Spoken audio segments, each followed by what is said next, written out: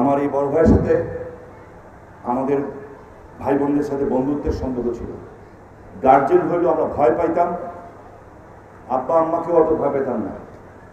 তখনও পেতাম, এখনও পাই আমার মেজো ভাই সেলিম ওসমানকে, আমার আব্বার অবর্তমানে।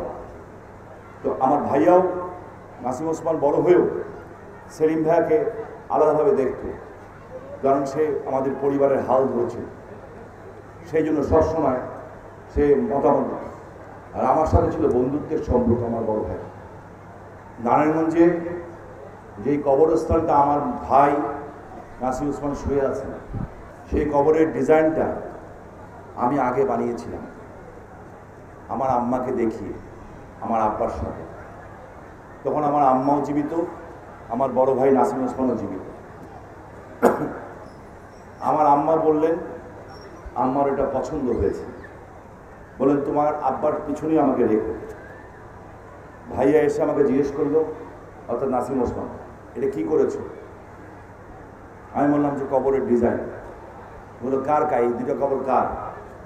আনলাম আব্বার পরে আম্মার, আর আম্মার পরে আমার জন্য। আমাকে জোরে একটা ধমক দিল। ধমক দিয়ে বললো, এইসব কথা কেন বলছো?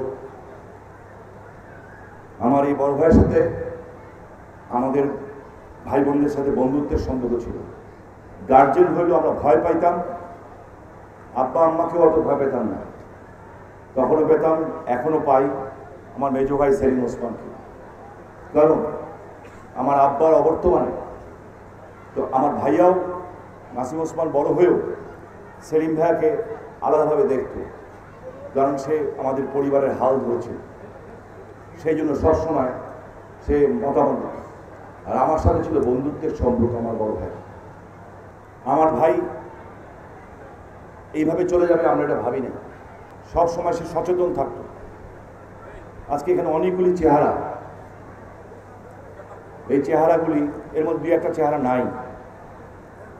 আমি তাদের আত্মার মাগফিরাত কামনা করি।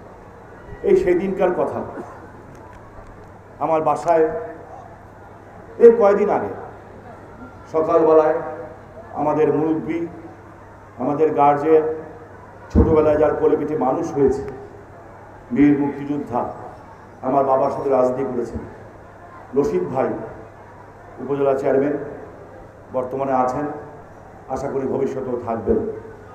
সেই রশিদ ভাই সহ আমাদের থানা আওয়ামী লীগের সাধারণ সম্পাদক কাজিমুদ্দিন ভাই আমার বাসায় গেলেন। আমি খুব স্পষ্টভাষী লোক। আমি রশিদ ভাইয়ের সামনেই